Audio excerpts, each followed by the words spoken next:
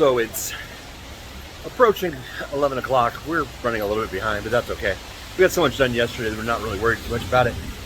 It's day 2 of FanBoy Expo, day 3 of our adventures at FanBoy Expo. It is a brisk 50 degrees. I have a jacket though, it's okay. It's in the car with the umbrella. There's a 90% chance of rain today. So, we're gonna go inside today. We're gonna have some fun. I have to share an awesome story this morning. We were going to breakfast and we passed Robert Patrick. Robert Patrick is best known for his role as the T-1000 in Terminator 2. He's also amazing in the show Scorpions. So, we're going along and we're not gonna fanboy out on him. We're not gonna do any of that. But I do wish him a good morning. He looks right at Todd and he looks at Todd and goes, "Put a smile on that face." When the Terminator yells at you, it's going to be a very odd day. So let's have some fun.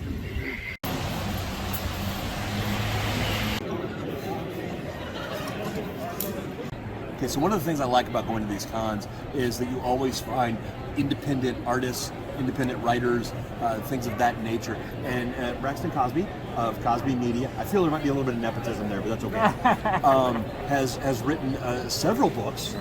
And we picked up one of your superhero books, The Cape, which is celebrating 5 years now. Yes, absolutely. And just wondering about your experience. First of all, how did you get into the writing? Actually, I started writing back in 2010. It was something that happened in church. I was in church, and the pastor was kind of preaching this message on, paths and faith and destination and whatnot. And he was like, I feel like God is calling somebody to do something they've never done before. So I started praying about it. I was like, I kind of heard this voice that said, I want you to write a book. So I immediately started sketching out this crazy idea of this Star Child and this bounty hunter and all this stuff, and this whole world of Star-Crossed Saga came around. And within 3 months, I had written the first novel. And then here I was, celebrating our 10th year of having published Proto Star, which is one of the 5 major book awards, readers' favorite, and things like that. And then a friend of mine in the writing journey started writing some superhero fiction. And I just thought, like, man, what a cool way to kind of reach young readers, more than just with comic books, but writing novels.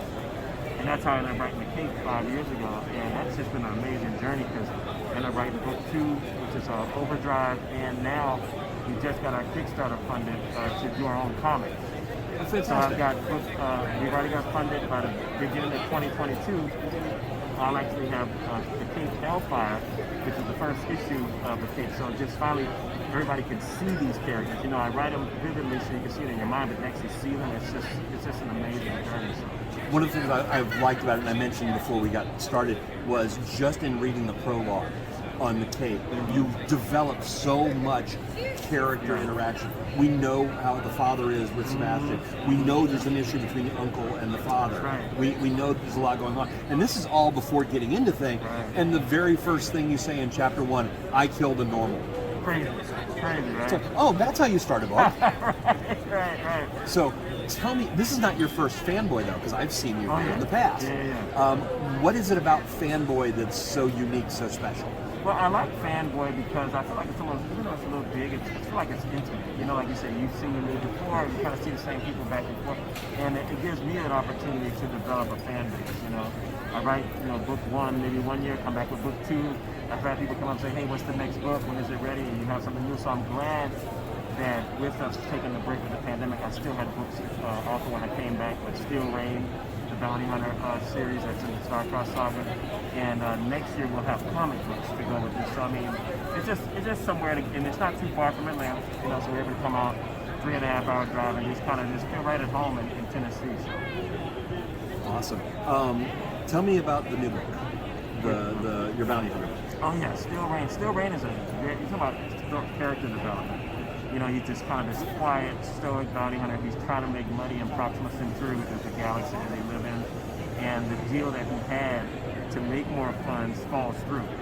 So now he's got to do the one thing he really doesn't like to do. He's a solo guy. He likes to roll out alone. Now he's got to actually have a team around him to pull off this next heist in order to get the money that he needs. But along the way, it's revealed that he's actually suffering from a deadly disease.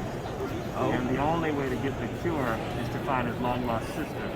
who've been captured by a space pirate. So it's just crazy, nice twist. But I like Still Rain because I had a lot of fun with his character. He's this hard-nosed kind of person who doesn't really want to let a lot of people in. And of course, with having this little gang of misfits, they're slowly kind of breaking down that outer shell. So I just think people will love it. We're over like 80 reviews on Amazon, and it ended up getting semi-final runner-up for a Kindle Book Review Award.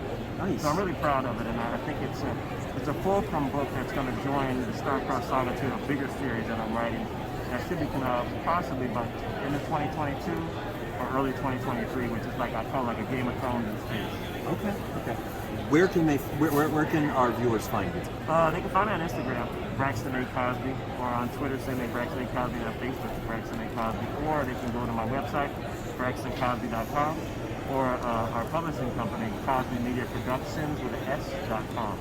And they'll see a whole bunch. We published over 30 authors, over 60 novels, ebook, paperback, and audiobook format. That's terrific.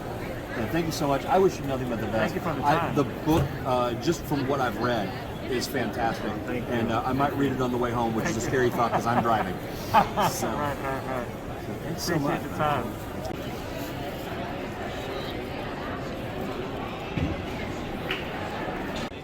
Right now, standing in line for Peter Weller. It's very exciting. Well, since you did mention Mel, obviously, like, he's the voice of that generation, and you're clearly the voice of our generation. I want to know who's been maybe a surprising person to come up to you and say that they're a fan of yours, or that you inspired them to get into voice acting. Oh gosh, well, a lot of people. You know, I've never done seminars or classes. You know, people have asked me to, but I don't know how to teach it. You know, I mean, you got to be born this annoying, and you know. But well, I can tell you one thing. It was the darndest, and this is, oh my gosh, maybe 30 years ago, a long time ago. But we were doing Tasmania. Speaking of Mel Blanc, we were doing the Tasmania show. We're doing like 65 episodes or so, and you know, there's like 4 or 5 studios there, and we were doing our show, and somebody says, "Oh, Jim, guess what? Guess who's down there doing? He's going to be the new Batman, Joker on Batman is Mark Hamill." And I went, "Oh my gosh, how cool is that? I'd love to go and say hello to him." He goes, "Well, he wants to come up here and meet you." I go, "What? No, he doesn't." And he goes, "No, he really doesn't." And you know, and there he was, and thank God my mom and my Aunt Nan and my mother-in-law were there that day, so I was cooler, you know. And he comes up and he goes, "There he is! Oh my God! There, hey, okay, so great to meet you. Great to meet you. So okay, do poo. What? No, give me some poo." I said, "Well, I suppose I could." "Oh, wow. So that's like half falsetto, half your real voice." That's my Mark Hamill, by the way. And I go, "Yeah, I suppose." He goes, "Okay, now give me some Tigger." Well, okay, the wonderful thing about Tiggers is Tiggers are wonderful things. And he says, "Yeah," and he did that too. And he goes, "Wow, that's awesome. Okay, now can you give me, because you're doing Taz, give me some Taz." And I go, and he goes, "That's great. So you've got all these syllables and you screw them up and you do." I go, but "You're not getting to meet me. I'm getting to meet you. Now, okay, knock it off already." You know, I go, "You're Mark Hamill. I'm the funny cartoon dude." You know, and but he's just the greatest guy in the world. So when it comes to meeting certain people, you know, you never know. Yeah. I am the terror that flaps in the night. I am the floaty that will not flush in the toilet bowl of crime. I am Darkwing Duck. Hey, you never use that one. That's big.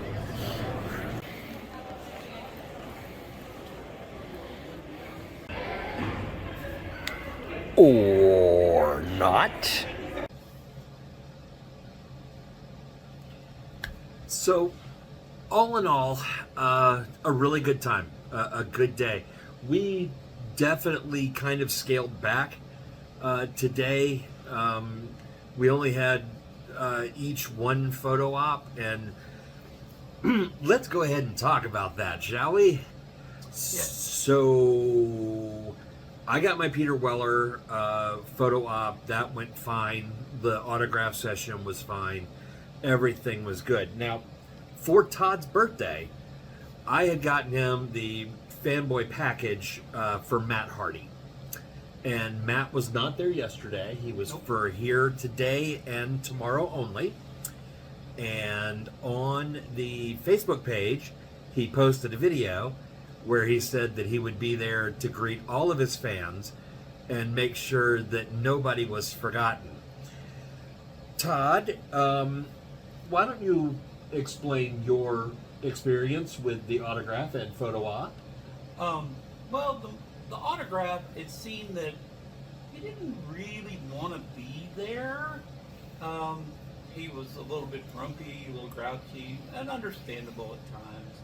I know, North Carolina to Tennessee is not exactly your short version, but And again, terrible weather this whole time. yes, It has not been a fun rain. It has not been a hard rain. It's been that I would like to suck the life out of you rain. yeah. So- So when you want to just stay in for the weekend. Yes. So I got the autograph. He liked the Brody Lee shirt. Him and the guy that was with him. So I got the autograph while Alex was getting Peter Weller. And so my photograph session was at 5:45. The schedule said that yours was at 3:30. Apparently, FanBoy is not doing a great job of updating their website No. quickly enough to do that. So instead of staying here like we were already here, we walked over there for my photo op. And so now we needed to kill an 2 hour, hours. almost 2 hours, and which means we could have gone to the Mick Foley panel, which kind of bummed me out that we didn't get to go.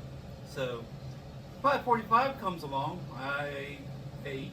They still haven't said anything. And finally they call us in to go in to get in line. And we wait. And we wait. And we wait. They say they're looking for Matt. Somebody's going to get him. Standard excuses. And then finally they came in and tell us that At 6:10. yeah, at 6:10 they finally said, we don't know where Matt is. He's left the building. Which we knew at 4:30 he had left the building because he was already gone. He already packed up and put his stuff up for the night. So we knew he wasn't coming back, but we figured that he would honor his 5:45. Now, mind you, something could have happened. Something in the family, whatever. But kind of left a bad taste in our mouth. And now, when it's time for us to be leaving tomorrow, his photo op is at 3:45.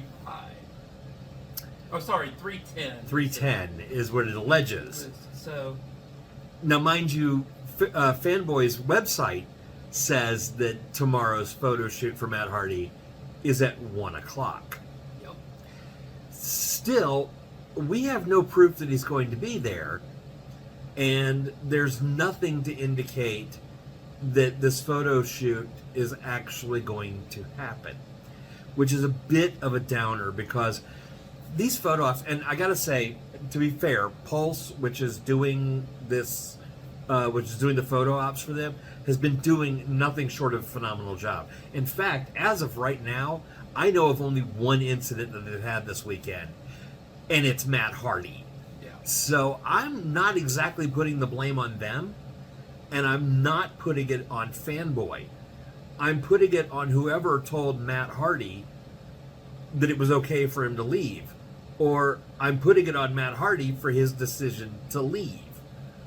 Because everybody else seems to be doing what they were supposed to be doing. Yep. And that's a bit unfortunate. But we're trying not to let it dampen our time. I wasn't even sure we were going to go for the last day, simply because we've gotten so much done already. And I just don't know that there's anything left for us to film. Yeah. And Other thing that I will go, we will probably end up going is just to see if Matt Hardy was at his tape. Yeah. Because he did say I could redeem my ticket for a selfie. You said you could Try. Said you could try to do that, not necessarily that he could do it.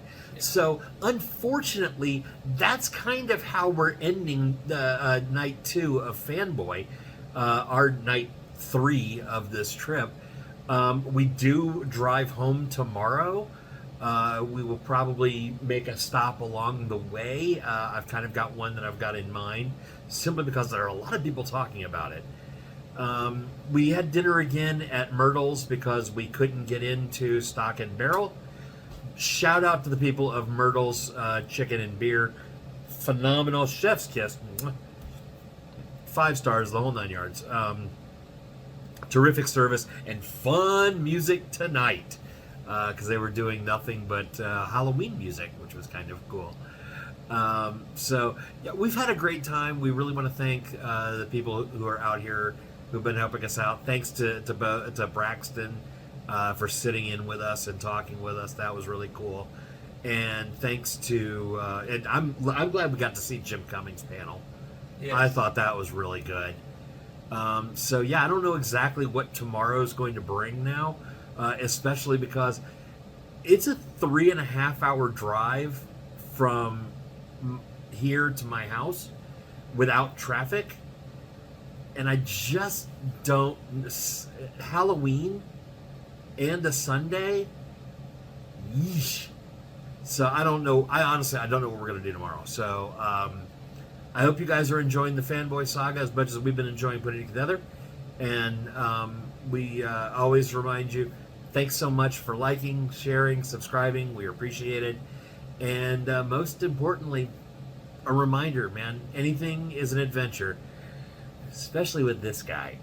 But definitely when you've got the right people. So, find your people. We'll see you next time.